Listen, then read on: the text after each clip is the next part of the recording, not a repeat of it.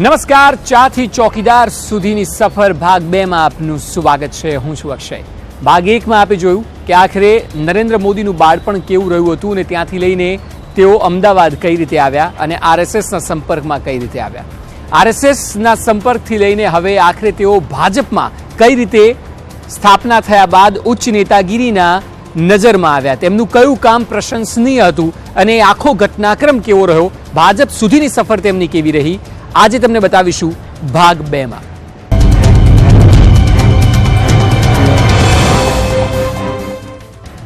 RSS માં જ્યારે તેઓ ગયા, જ્યારે તેઓ લક્ષ્મણરાવની નજીક ગયા, ત્યારે તેમને જવાબદારી એ સોંપાઈ કે આરએસએસના કાર્યાલયમાં જે 10 થી 12 લોકો છે તેમની સેવા કરવી। એટલે સવારે 5 વાગે ઉઠી જવાનું, 5 વાગે ઉઠ્યા બાદ નરેન્દ્ર મોદીએ લોકોની સેવા ચાકરીમાં ચા નાસ્તો એરેન્જ કરવાનો અને સાથે વકીલ સાહેબ અને તેમને પોતાના તો કપડાં પણ ધોવાના અને રૂમ પણ સાફ કરવાનો।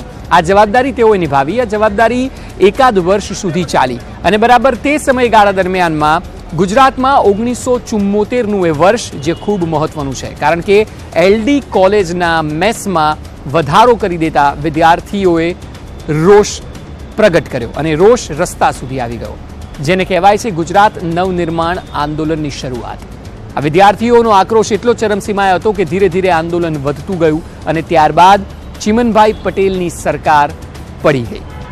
ચિમનભાઈ પટેલની સરકાર પડી જતા નવા મુખ્યપ્રધાન બન્યા બાબુભાઈ પટેલ। બાબુભાઈ પટેલની સરકાર વધુ ન ચાલી, પરંતુ એ દરમિયાનના જે વર્ષો છે ત્યારે ગુજરાતમાં યુવા બહાર આવ્યો, ગુજરાતમાં વિદ્યાર્થી વર્ગ બહાર આવ્યા અને તે દરમિયાન નરેન્દ્ર મોદી પણ યુવા હતા। વર્ષ 1975 આવ્યું। 1975નું વર્ષ એટલે કે ઇમરજન્સીનું વર્ષ। ઇમરજન્સીનું વર્ષ એ ઇન્દિરા વિરોધીઓ માટે ખૂબ મહત્વનું રહ્યું અને તેમાંથી એક કે જ્યારે જનસંઘની વાત થતી હોય ત્યારે નરેન્દ્ર મોદીને ખૂબ મહત્વની જવાબદારી સોંપવામાં આવી। એ સમય દરમિયાન નરેન્દ્ર મોદી એ શીખ બનીને રહેતા હતા, કારણ કે પાઘડી પહેરીને દાઢી તો રાખતા હતા, પોતાની ઓળખ છુપાવીને અનેક લોકો ફરતા હતા અને તેમાંથી એક હતા નરેન્દ્ર મોદી। તેમની જવાબદારી એ સોંપવામાં આવી હતી કે ગુજરાતમાં અલગ અલગ ભાષામાં ઇમરજન્સી વિરુદ્ધ અને ઇન્દિરા ગાંધી વિરુદ્ધના પેમ્ફલેટ છપાય, એ પ્રકારના કાગળ તૈયાર થાય, મટીરિયલ તૈયાર થાય અને તેને દરેક રાજ્યમાં ફેલાવવામાં આવે।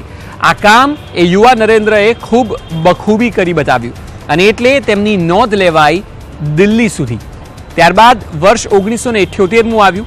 1978નું એ વર્ષ હતું કે જ્યારે વડોદરા અને સુરતના સંઘ કાર્યાલયની જવાબદારી નરેન્દ્ર મોદીને સોંપાઈ હતી। આ દરમિયાન પણ તેઓએ બખૂબી કામ નિભાવ્યું।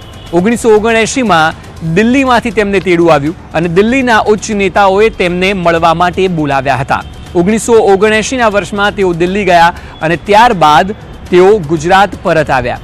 એક વર્ષ સુધી અહીં કામ કર્યું। એક વર્ષ દરમિયાન તેઓએ બાઇક ઉપર તે સમયે ગુજરાત ભરનું ભ્રમણ કર્યું। ત્યારે તેમની સાથે તેમના સિનિયર નેતાઓ એટલે કે શંકરસિંહ વાઘેલા પણ રહેતા હતા અને એ વાતને શંકરસિંહ વાઘેલાને એકવાર જ્યારે તેઓ મુખ્ય પ્રધાનથી વડાપ્રધાન બન્યા અને વિધાનસભામાં જ્યારે છેલ્લી સ્પીચ હતી, તેમને વિદાય આપવાની હતી, ત્યારે પણ આ વાતોનો તેઓ ઉલ્લેખ કર્યો હતો કે આખું ગુજરાત ભ્રમણ બંને સાથે કર્યું છે। 1980નું એ વર્ષ આવ્યું। આ વર્ષ એ ખૂબ મહત્વનું હતું, કારણ કે 1980ના વર્ષમાં ભારતીય જનતા પાર્ટીની સ્થાપના થઈ હતી। જે મેં કહ્યું તેમ 1980ના વર્ષમાં જ્યારે ભાજપની સ્થાપના થઈ અને ત્યારબાદ નરેન્દ્ર મોદીએ તેમના નેતાઓ સાથે ગુજરાત ભ્રમણ કરવાનું શરૂ કર્યું અને 2 થી 3 વર્ષ 4 વર્ષ જેટલો સમય થયો અને વર્ષ આવ્યું 1984નું। વર્ષ 1984માં ઇન્દિરા ગાંધીની હત્યા થઈ। તે સમયે જ્યારે ચૂંટણી થઈ ત્યારે લોકસભામાં ભાજપની 2 સીટો આવી, પરંતુ એ નવી પાર્ટી માટે એક રીતે ઓક્સિજન સમાન હતું। 1984નું વર્ષ કે જ્યારે 2 સીટો જીતી, તેમાંથી એક સીટ હતી ગુજરાતના મહેસાણાની। ભારતીય જનતા પાર્ટીને એ વાતનો ખ્યાલ આવી ગયો કે ગુજરાત એ તેમની લેબોરેટરી થઈ શકે છે। ગુજરાતથી જ નરેન્દ્ર મોદીની શરૂઆત થઈ, ગુજરાતથી જ એક વેગ મળ્યો આરએસએસને અને ભાજપને અને 1984માં 2 બેઠકોમાંથી એક મહેસાણા આવવી તે પણ ભારતીય જનતા પાર્ટી માટે એક સુખદ સમાચાર હતા। ત્યારબાદ જ્યારે સમય વીતતો ગયો, એ જ વર્ષમાં એટલે કે થોડા સમય બાદ 1987માં અમદાવાદ મ્યુનિસિપલ કોર્પોરેશન, જી હા, એએમસીની ચૂંટણી આવી। એએમસીની ચૂંટણીમાં ભારતીય જનતા પાર્ટીને અમદાવાદ શહેરમાં પ્રથમવાર જીત મળી।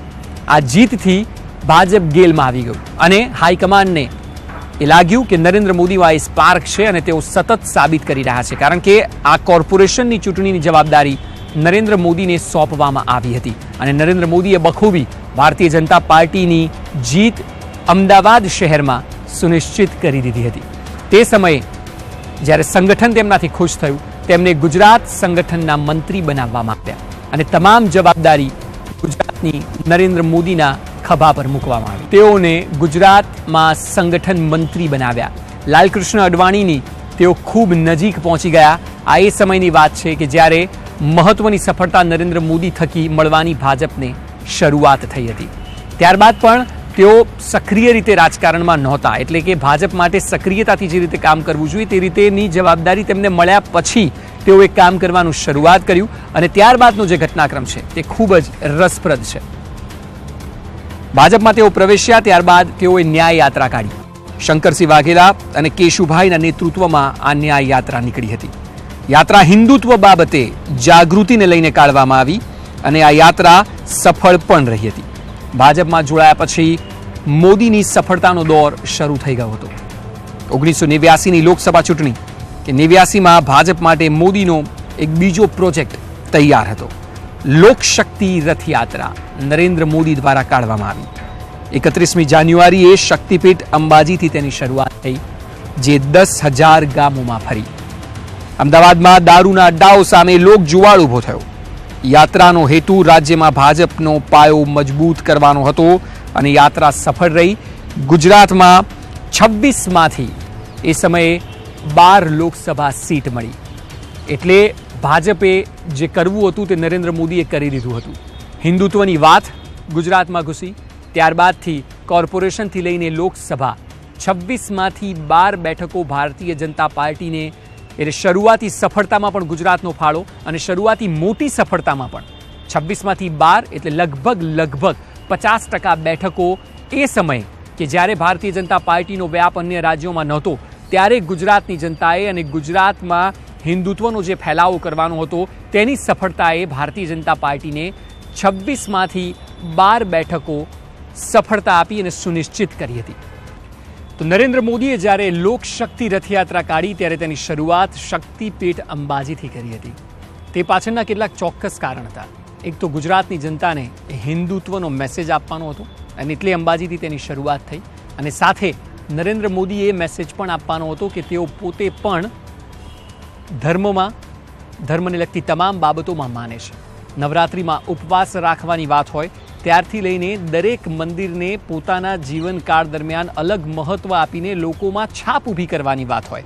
આ તમામ વાતો તેઓ શરૂઆતના દિવસોથી બખૂબી કરતા આવ્યા અને તેને કારણે ભાજપને ગુજરાતમાં સફળતા મળવાની શરૂ થઈ.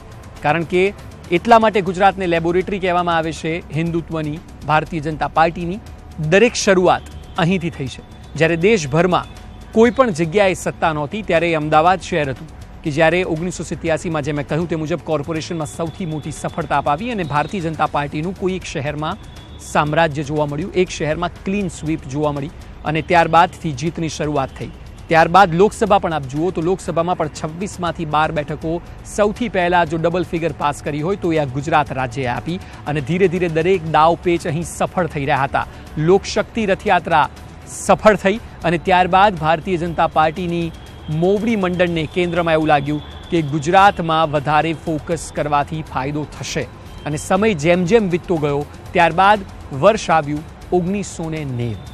1990માં લાલકૃષ્ણ અડવાણી કે જેઓ ભારતીય જનતા પાર્ટીના અટલ બિહારી વાજપેયી પહેલા પ્રમુખ અને બીજા પ્રમુખ હતા લાલકૃષ્ણ અડવાણી, તેઓને થયું કે નરેન્દ્ર મોદીનો સાથ લઈને ગુજરાતથી રથયાત્રાનો પ્રારંભ કરવો જોઈએ અને ત્યારબાદ 1990માં નરેન્દ્ર મોદીનો સંપર્ક જે અડવાણી દ્વારા કરવામાં આવ્યો અને તેમને કહેવામાં આવ્યું કે સતત અડવાણીની સાથે નરેન્દ્ર મોદી રહે અને ગુજરાતભરમાં આ રથયાત્રા કાઢવાનું આયોજન છે. ગુજરાતના 600 જેટલા ગામોમાં આ રથયાત્રા ફરી છે અને તે સમયે ગુજરાતમાં હિન્દુત્વનો જુવાળ ઊભો થયો અને જે ત્યારબાદ ક્યારેય ગુજરાતે કોંગ્રેસને કે અન્ય પક્ષને સત્તા નથી આપી. કારણ કે આપ જુઓ સતત જે સફળતા મળી ત્યારબાદથી હવે 22 વર્ષ ઉપર થયું છે પરંતુ ગુજરાતમાં ભારતીય જનતા પાર્ટીનું શાસન છે. 600 ગામમાં જ્યારે આ રથયાત્રા ફરી ત્યારે એક પ્લાનિંગ હતું કે 600 ગામમાં આખા ગુજરાત રાજ્યમાં એક વેવ ઊભો કરવામાં આવે જે વેવને કારણે આ પક્ષને અહીં ફાયદો થાય. રથયાત્રા આગળ વધતી જતી હતી, લોકોમાં ધર્મ પ્રત્યેની લાગણી વધારે ને વધારે પ્રવર્તતી રહી હતી. એ રથયાત્રામાં સતત અડવાણીની સાથે રહ્યા તેમના શિષ્ય નરેન્દ્ર મોદી. તમામ જગ્યાએ ફરીને તેઓ રથયાત્રામાં મુંબઈ સુધી ગયા, કારણ કે આ દેશભરમાં રથયાત્રા ફરવાની હતી.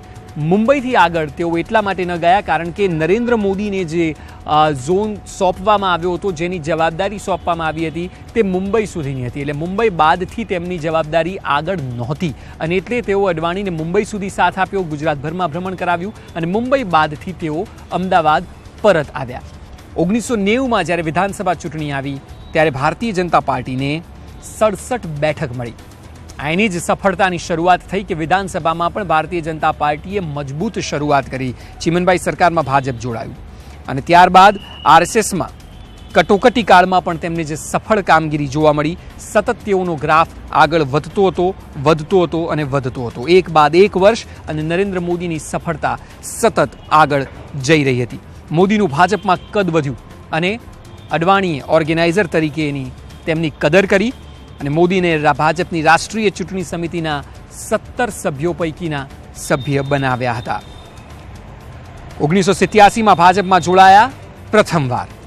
ગુજરાતના સીમાડા વટાવીને રાષ્ટ્રીય ફલક પર તેઓ છવાયા. સોમનાથ યાત્રાના એક વર્ષ પછી 1991નું એ વર્ષ હતું કે જ્યારે 1991માં મુરલી મનોહર જોશી સાથે તેઓએ એકતા યાત્રા કાઢી હતી. મુરલી મનોહર જોશી સાથે તેઓએ 47 દિવસની યાત્રા કરી અને આ યાત્રા દરમિયાન પણ જમ્મુ કાશ્મીરમાં અલગાવવાદીઓનો આતંક ચરમ પર હતો. પરંતુ એ સમય દરમિયાન જે પડકારો હતા તે પડકારોને તેઓએ કઈ રીતે નિભાવ્યા અને કઈ રીતે રાષ્ટ્રીય ફલક પર સતત પોતાનું નામ વધારે મજબૂત કરતા રહ્યા. સંગઠનને મજબૂત કરવામાં જ્યારે ફરી એકવાર યાત્રા કાઢી, તે યાત્રા વધારે રિસ્કી હતી. એટલા માટે કારણ કે યાત્રાની પૂર્ણાહુતિ કરવાની હતી જમ્મુ કાશ્મીરના શ્રીનગરમાં અને એ વખતે પણ આતંકનો એટલો જ ખતરો હતો અને ત્યાં જઈને રાષ્ટ્રધ્વજ ફરકાવવો એ ખરેખર મોટો પડકાર હતો. પરંતુ નરેન્દ્ર મોદીની આગેવાનીમાં આ યાત્રાની શરૂઆત થઈ. અલગ અલગ જગ્યા પર આ યાત્રા ફરી. લગભગ 47 દિવસ જેટલી આ યાત્રા ચાલી અને ત્યારબાદનો દિવસ હતો કે જ્યારે આ યાત્રા શ્રીનગર પહોંચી. શ્રીનગરમાં અનેક પડકારો, અનેક સિક્યુરિટી વચ્ચે પણ આ યાત્રા આગળ વધતી ગઈ અને નરેન્દ્ર મોદીએ શ્રીનગરમાં રાષ્ટ્રધ્વજ ફરકાવ્યો અને ત્યારબાદ આ યાત્રાની પૂર્ણાહુતિ થઈ.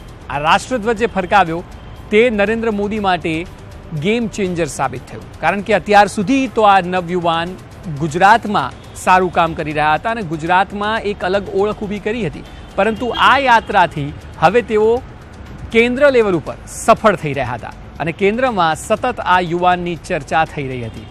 તે દરમિયાન ગુજરાતમાં સ્વાભાવિક છે કે જ્યારે એક નેતા સતત વધી રહ્યો હોય ત્યારે રાજકારણમાં જોવા મળે છે કે તેના વિરોધીઓ પણ એટલા જ વધે.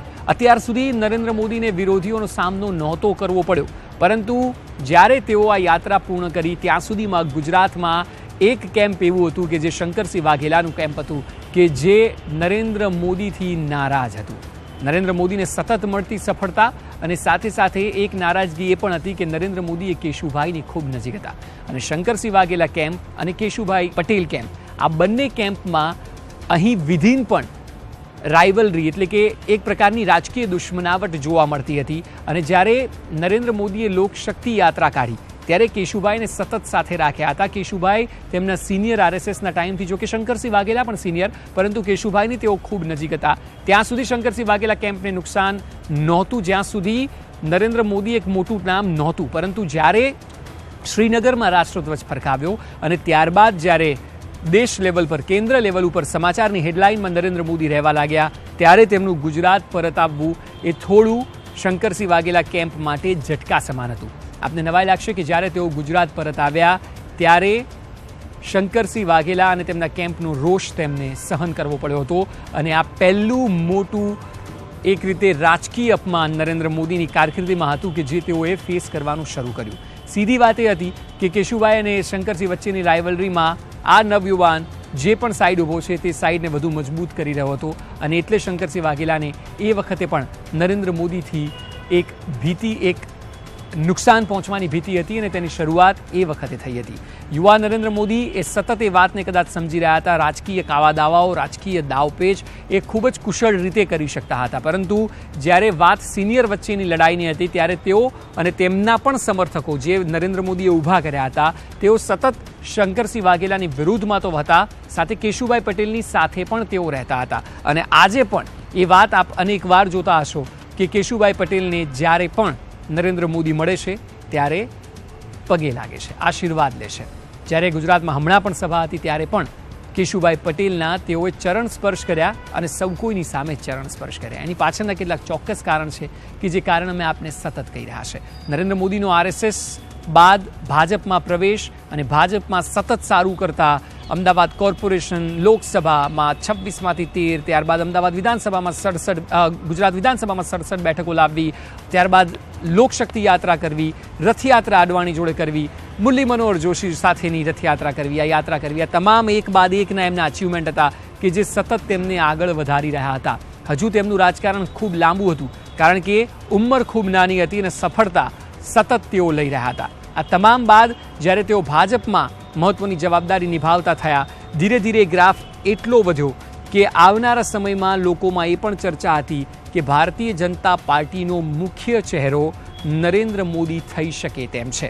અને એ જ શક્યતાઓ પ્રમાણે ભાજપમાં પણ તેઓએ મુખ્યપ્રધાન સુધીની સફર હાંસલ કરી અને સફરમાં તેઓ સતત સફળ થતા ગયા. તેમની સાથે પણ તેમની નીચે અલગ અલગ લોકો આવતા ગયા, જેમાં અમિત શાહ એક મહત્વના તેઓના સપોર્ટર રહ્યા જે આજે પણ તેમની સાથે છે. પરંતુ શરૂઆત પણ એ સમય થઈ હતી જ્યારે અમિત શાહ તો નારણપુરામાં બૂથ લેવલનું કામ કરતા હતા, પરંતુ એ જેમ નરેન્દ્ર મોદીને અડવાણીએ શોધી કાઢ્યા હતા તે જ રીતે અમિત શાહ પણ નરેન્દ્ર મોદીના નજરે આવી ગયા હતા અને બંને વચ્ચેની ગાઢ મિત્રતા એવી થઈ કે તે મિત્રતા આજે પણ અકબંધ છે. અને જ્યારે તેઓ વડાપ્રધાન છે ત્યારે અમિત શાહ રાષ્ટ્રીય અધ્યક્ષ છે અને બંનેની હાલની પાર્ટી હોય, જે અડવાણી અને વાજપેયીનો યુગ હતો ત્યારથી લઈને પાર્ટી હવે અમિત શાહ અને નરેન્દ્ર મોદીની પાર્ટી હોય, તે પ્રકારના સમાચારના અહેવાલ પણ અનેકવાર પ્રસારિત થયા છે. આ તમામ ગતિવિધિઓ તેમને સતત ભાજપમાં ઉપર લઈ ગઈ, તેમના સપોર્ટર્સ તેમની સાથે જોડાયા અને ત્યારબાદ એ સમય આવ્યો કે જેની ચર્ચા હંમેશાથી લોકો કરતા હતા. નરેન્દ્ર મોદીની ભાજપમાં એન્ટ્રી બાદથી સફળતાથી હવે તેઓ બનવા જઈ રહ્યા હતા ગુજરાતના મુખ્યપ્રધાન. ગુજરાતમાં મુખ્યપ્રધાન સુધીની સફર કેવી રહી અને ત્યારબાદનો કાર્યકાળ કેવો રહ્યો તે પણ ખૂબ જ રસપ્રદ છે. પણ તમામ વાતો ભાગ 2માં નહીં, એ માટે આપણે જોવું પડશે ભાગ 3 કે જ્યારે અમે આપને બતાવીશું કે ગુજરાતમાં મુખ્યપ્રધાન તેઓ કઈ રીતે બન્યા અને ત્યારબાદના તેઓ શાસન કઈ રીતે કરી શક્યા અને શાસનમાં સફળતા કઈ રીતે મેળવી. આ તમામ જોઈશું ભાગ 3માં. ચાથી ચોકીદાર સુધીના ભાગ 2માં. હાલ બસ આટલું જ. વધુ સમાચાર માટે આપ જોતા રહો News 18 ગુજરાતી.